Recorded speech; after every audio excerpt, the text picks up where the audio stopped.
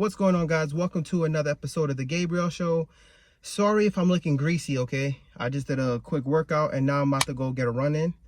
Don't ask me why. I started half of my workout at the crib and now I'm gonna focus and just go on the treadmill when I go to the gym. Whatever, but that's not why we're here today. Okay, so the reason why we're here, the whole point of my channel is a documentation of my wealth building journey, okay? So when I paid off $300,000 worth of debt, my wife and I didn't document it, right? I wasn't really into YouTube then. I kind of joined YouTube after I paid off my consumer debt. So my channel is a journey of me paying off my mortgage, but I'm using a lot of different methods. Like, yeah, I follow Dave Ramsey, I follow Ramit Sethi, I follow the Money Guys, but at the end of the day, none of those individuals I mentioned to you, they're not my daddy, right? None of them are my daddy, okay? So the point I'm trying to make with you is we could get advice from these people, right? We could pick and choose what we want to follow, but we don't have to follow them to a T. You see what I'm trying to say? Personal finance is personal. Like, you could get something from me, right? I can give you some type of advice and you could pick and choose what you want to follow. But at the end of the day, I want you to formulate your own game plan that's customized for your family, okay? I'm not your financial advisor. I can't tell you what to do. I'm not your daddy. So just remember that, okay? So why am I telling you guys all this, okay? Because I want to give you guys a update on my financial plan. We started off this year with a total balance on my mortgage of $128,000. We're currently down to $108,000, right? It's about to be May, so what's that? It took about 5 months. We put about 20 bands on that. Now, that's awesome. It took a lot of hard work, a lot of overtime, working 6 days a week. On top of that, we've been putting, remember I told you guys we've been putting at least $1,000 into the 401k. So we've been maxing out I'm trying to max out the 401k, and on top of that, I'm trying to, pay off the mortgage. It's a tough goal, but we're doing it together. And I'm here motivating you guys to get rid of your debt, because you might have a credit card debt, you might have a student loan debt, you might have whatever type of debt you have. We have to push each other on this journey because it could be very lonely, right? It could be very lonely. So this is why I'm very grateful and happy for the community we built here. So yeah, that's the one thing I want to let you guys know. Have your own plan and stick to that plan. Don't forget about the no spend year. I messed up a few times, right, this year. Like, I think I got my taxes and then I went to a couple of vacations, quote unquote. I blew the bag there. We paid that back off, but we're back on track to where we need to be. And I kind of want to give you guys an idea on what's next, okay? Because yeah, I put 20K on the mortgage so far, but look, I put that directly into the principal of my mortgage, right? Let's say I have an emergency right now for about $10,000. Yeah, I have an emergency fund, but it sucks because now I can't get to that money that I put into the principal of my mortgage. You see what I'm trying to say? The only way I can get to that 20 grand that I put into that is by taking on a HELOC, right? Or refinancing, whatever the case may be. Like, I don't want to do that. And so now I'm like, man, like, I'll be real with you guys. I don't have a big, beefy, crazy emergency fund. I only keep about 10 bands in my emergency fund. The reason why I have a small emergency fund is because I'm a registered nurse. And so it's, with this career, I don't necessarily like worry about my job security, if that makes sense. Now, I work 2 jobs and it's easy for me to get another job. So this is why I don't keep a lot of money in my emergency fund. But I was just thinking, like, hey, if I would have put the 20 grand in my high yield savings, then I would have had 30 grand, and then I could have just kept on stacking on top of it, and then I could just pay off the mortgage in full. You see what I'm trying to say? So basically, instead of paying off your mortgage directly, like instead of paying the principal directly and tying up your dollars, you could put that money in a high yield savings so that this way you have liquidity, okay? So that if an emergency happened, especially around these times where there's a fear for recessions and whatnot, you could have access to that money. So it's like, from here on out, the way I'm going to go about paying off the mortgage is I'm just going to continue to add on money into my high yield savings.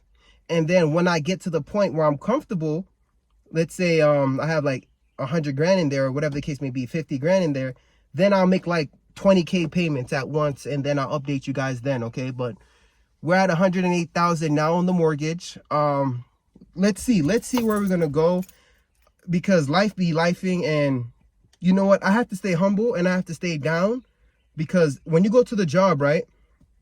These people could piss you off and they could make you say something to make you fumble the bag, and next thing you know, you lose your job. So I have to stay humble and not let everything get under my skin, and just, you know, roll with the punches. Guys, if you're at the job right now, somebody's pissing you off, a coworker, employee, or manager, supervisor, stay quiet, stay humble. There's no need to fight that battle. Don't forget the game plan, right? Keep your eye on the prize. You have a credit card debt you're trying to pay off. You have a student loan that you're trying to pay off.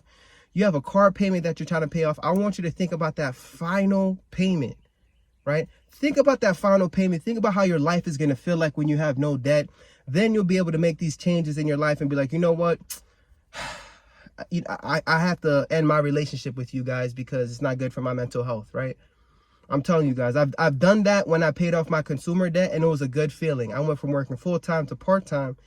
And now we picked up these 2 jobs so that this way we can get rid of the mortgage. But you know what? I just came up with this new plan, and I wanted to share it with you guys because, you know, it's very volatile, the times we're in right now. It's scary, and you never know when you might need that cash, right? That capital. And also, if there's a recession, there might be a lot of opportunities that come that I might want to take advantage of. Because remember I told you guys in 2020, I bought my property. I got it as a foreclosure. I got it for a steal. The only reason why I was able to do that is because I had cash, right? So I think it's important that I build up my cash reserves a little bit more. And depending on what I want to do, I could pay off the mortgage then or see how I feel. But guys, a lot of you guys talking about 2020, right? Got a good low interest rate on your mortgage.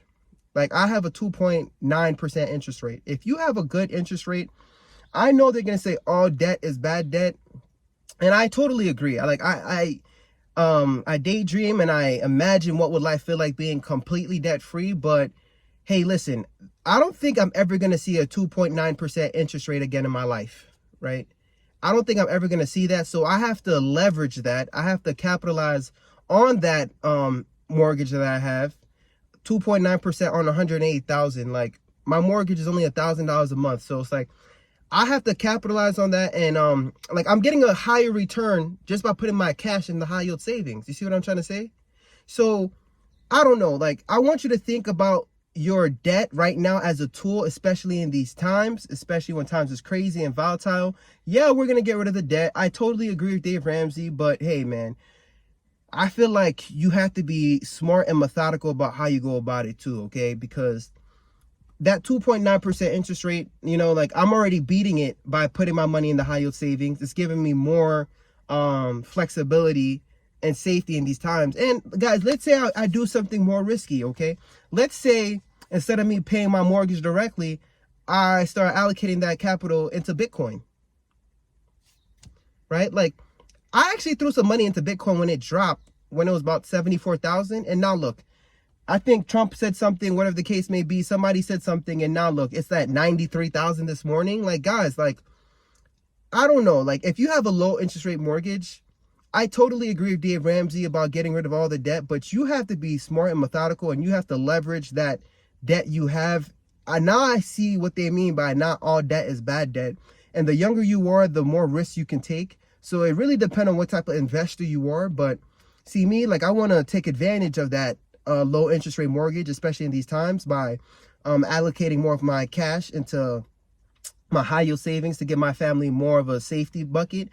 But on top of that, taking on more risk so that this way, maybe it's FOMO, whatever, but I don't want to miss out. I want to be able to diversify, and I think you should be able to diversify too. So look into crypto, do your research on that. The reason why I didn't make a video talking about crypto is because I'm actually still researching. But just because I'm researching, that doesn't mean I'm not getting my hands dirty, okay? Don't be like, oh, I'm not doing Bitcoin. You know, Dave Ramsey said don't do Bitcoin. Oh, no, like, stop, guys. Get with the time, get with the future. Don't wait till it's too late, right? Why not? Just throw a few dollars in there. Throw a few thousand. If you have it sitting there, throw a few thousand in there and you won't regret it. The people who bought Bitcoin in freaking 2000, they have no regrets, right? I don't even know if Bitcoin was out in 2000, but the point I'm trying to make is if you watch movies, right? No matter what movie you watch on Netflix, I'm watching a movie called something about Hostage on Netflix, and I watched another movie with, was it Viola Davis on Netflix as well? But a lot of these movies are talking about Bitcoin. There's commercials on Bitcoin, and you know, the president we're implementing the Bitcoin things into the Federal Reserve too, right? With the Bitcoin Reserve and all these stuff. So we can't just sit here and ignore it anymore. Bitcoin's actually a force we have to understand. We have to reckon with it. So it's like, I don't know, we have to start allocating our money on that and start diversifying in every different place, okay? I think it's going to be bigger than real estate, okay? We just have to get with the times, and I don't know, man. Like, I feel like this video is important because I wanted to update you guys about what I have going on, but also like how I'm learning more about the money game and how I'm planning on, you know, deploying my capital. All right. But damn, bro, yo, to be honest with you guys, I don't even know what the hell I was just talking about there, right? Sometimes I just be watching too much YouTube. Hey, comment below if that made sense, okay? But that's where my brain's at, okay? This is what I think about when I get paid. If you guys have any questions, if you guys want me to help you personally with your game plan, hit me up on Instagram at Fritz Gabriel. I could help you, give you guys quick advice, guys. And listen, man, if I have time, all right? If I have time. But send me a message. I'll see what you got going on. We could Zoom. And I'm actually planning on doing a Zoom type of call. And I'm going to record it and I'm going to play it so that this way, you know, I can show people me helping out people, because I like helping people out. And it's not financial advice. It's more like what I would do if I was in your situation and how I could help you out. You know what I mean? Maybe with my mindset, okay? Because I'm an ICU nurse, okay? And right now, your pockets is in a bad, you know, it's in critical condition, baby.